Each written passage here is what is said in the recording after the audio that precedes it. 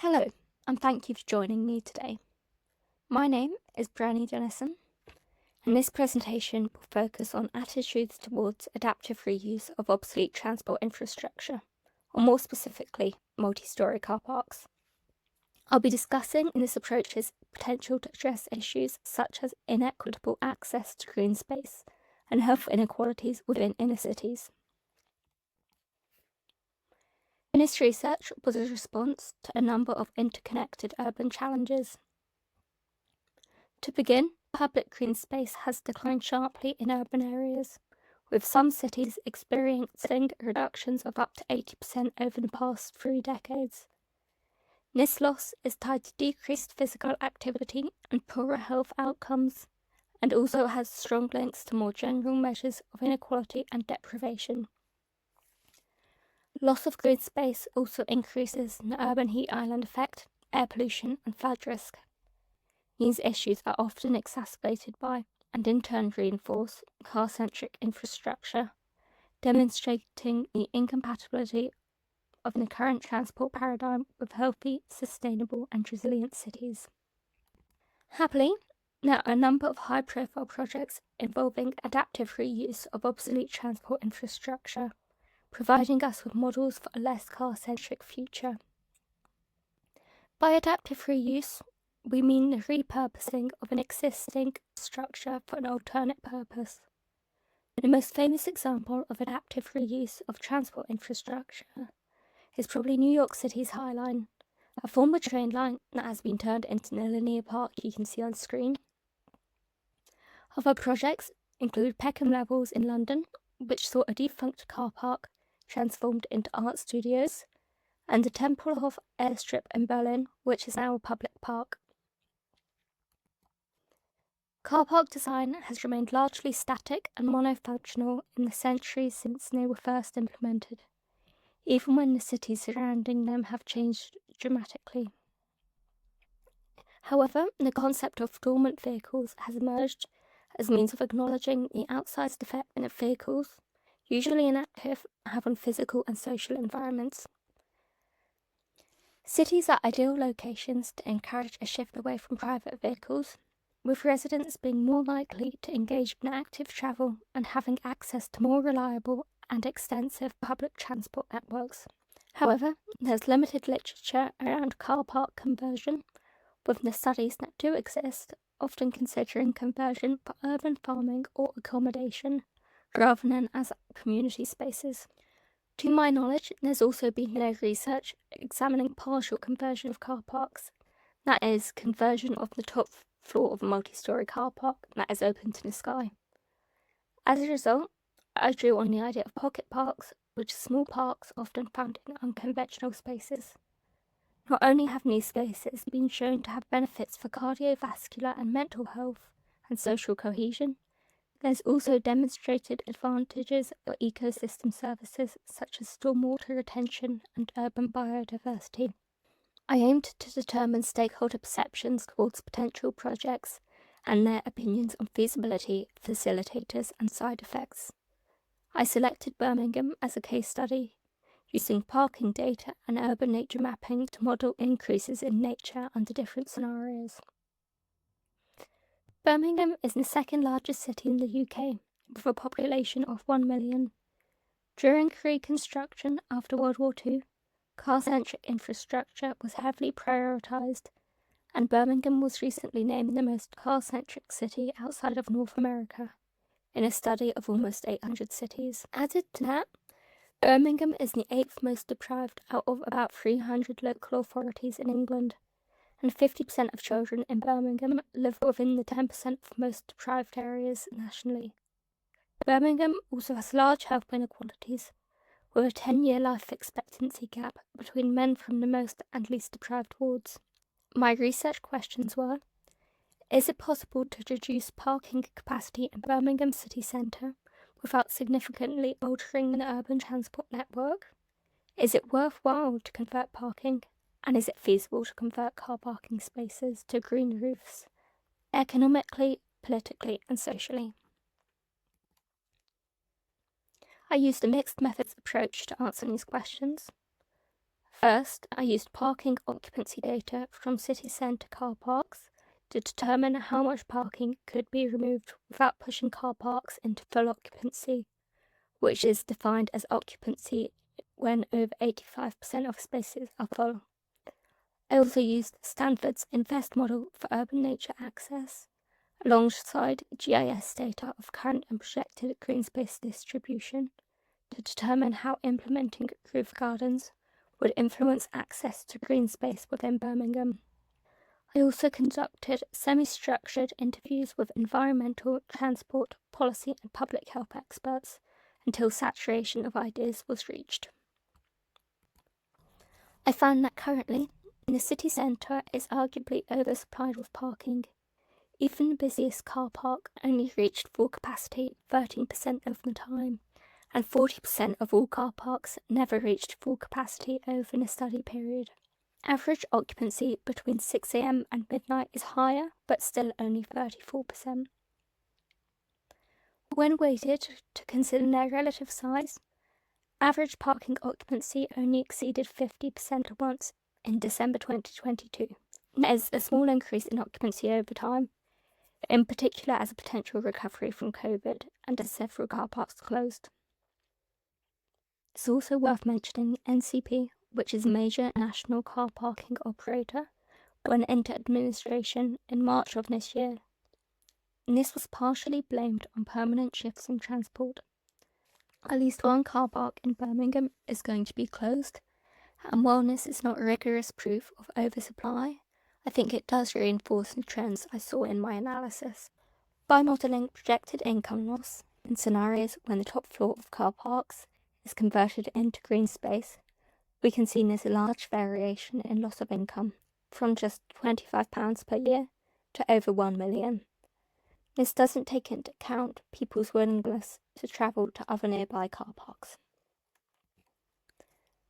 We also found that greening of existing multi-storey car parks could increase inner Birmingham's urban nature balance by as much as 14%, an increase from 3.5 to 4 metres squared per capita.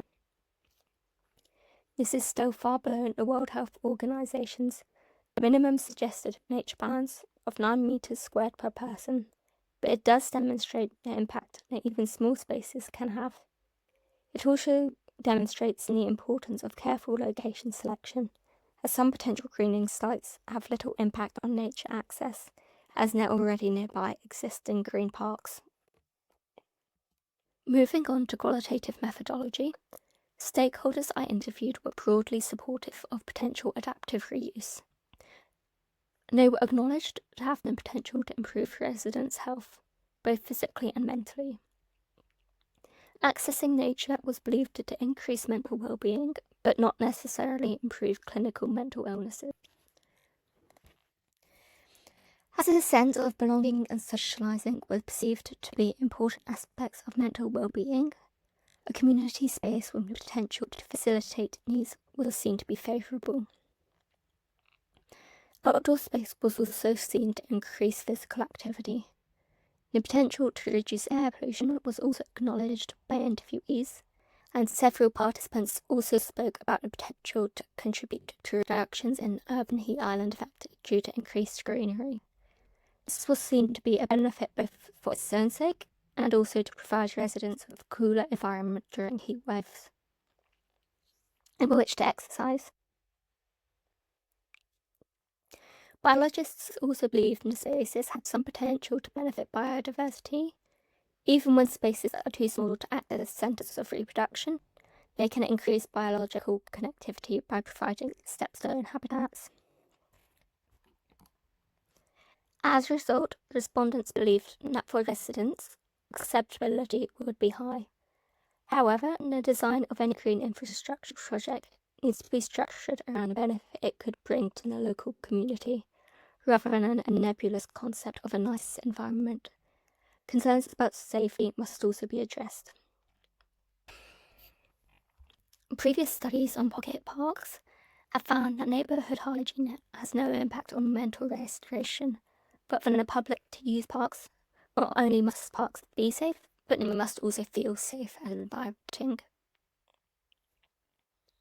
Concerns around vandalism and substance use within parks was also common, although the possibility of lockable access was considered a benefit compared to many ground-level parks. However, car park owners and local authorities are likely to be less enthusiastic, given the potential loss of income. High costs for construction and political opposition were named as the biggest potential barriers. In the UK, car parking is often a major source of income for councils. Stakeholders suggested that opposition could be partially mitigated by community engagement and participatory planning to demonstrate any appetite for greening. There's also been an increase in right-wing parties, both within Birmingham and nationally. These are less likely to support pro-environment policies, and this means that longevity of any publicly funded long-term project isn't very secure. Private car parking companies have little incentive to limit the number of spaces they provide. Some stakeholders suggested that providing a community space would be beneficial to the company's social image, but the general feeling was that these benefits would be insufficient to offset financial losses, both real and imagined. Even when car parks are underused, the owners are likely to sell their land to developers, as they believe this will generate a greater profit. As such, it was recognised that additional funding would be required to compensate.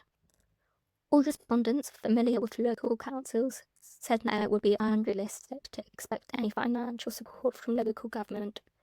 Instead, they suggested national or regional governments as a source of funding.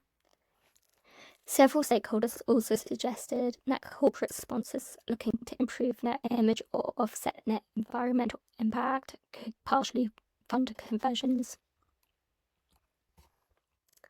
Regardless of funding, the need for stakeholder engagement was emphasised.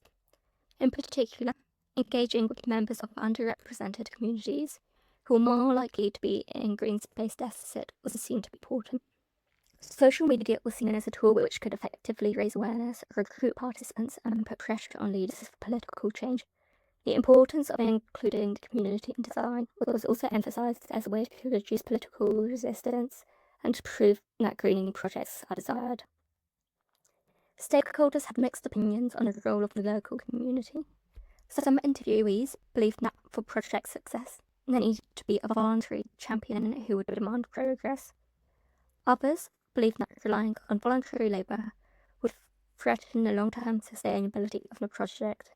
Instead, they recommended that community members should take a Friends of Society role, whilst maintenance would be managed by an official body. Environmental experts acknowledged that the type of vegetation that could be planted is limited by finite soil depth. For example, any tree species that would be selected would need to have widespread increase. Plants should be low maintenance, low cost, and able to thrive in a range of temperatures and rainfall. Native species should be prioritised wherever possible, as should pollinator-friendly species. Only one stakeholder expressed concerns over the structural suitability of car parks in supporting roof gardens. Aging car parks are vulnerable to a phenomenon called concrete cancer, in which water permeates into unsealed concrete and causes structural weaknesses. Without further study into park design, it is difficult to ascertain whether roof gardens would increase the risk of concrete cancer due to watering requirements of plants, or intercept water that might otherwise permeate into concrete. Several participants suggested that school-aged children were specifically targeted to engage with activities in a completed rooftop space, such as small amounts of gardening. It was believed this could be a worthwhile way to engage children with nature in a positive way. Suggested features included children's play areas and outdoor gyms, graffiti walls, and sensory spaces. It was suggested that these spaces could provide activities such as outdoor cinema evenings and vegetable growing lessons. To maximise mental well-being benefits, features such as running water and contemplative spaces were suggested. There was some suggestion that as a rooftop park is removed from traffic, it might also be more acceptable to residents with safety concerns, over a roadside pocket park. When considering outcomes specific to Birmingham, adaptive reuse was noted to align with city strategies to reach net zero by 2030, increase the number of public green spaces by 400 over the next 25 years, and plant over 1 million trees by 2050. Residents are apparently very fond of the new rooftop garden at the library, as shown in some previous slides, and stakeholders believe they would be supportive of other greening schemes. However, despite evidence of redundant car parking, there remains a perception that parking spaces are at premium, leading to a reluctance to alter the status quo. There is broad consensus among these professionals that the city is insufficiently served by existing bus and tram networks, pushing people towards private vehicles. Hospitals were proposed as locations where adaptive reuse projects would be especially useful. Given the link between traffic, urban heat, and air pollution, a push to reduce use of private vehicles may improve health outcomes.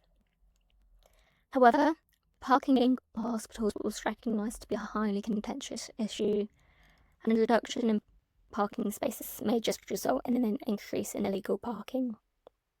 In Birmingham, economic barriers were also especially relevant, since the City Council has only just exited bankruptcy, and because of this, there's no budget for any perceived luxuries, meaning adaptive reuse is currently not feasible, given the lack of any proof of concept.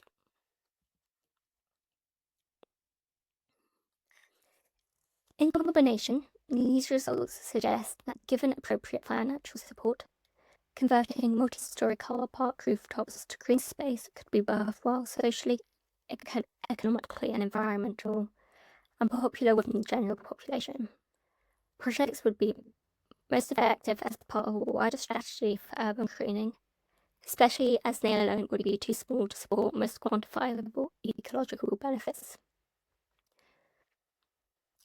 Because only small increases in nature access are possible, strategic selection of location would be necessary in order to maximise benefits.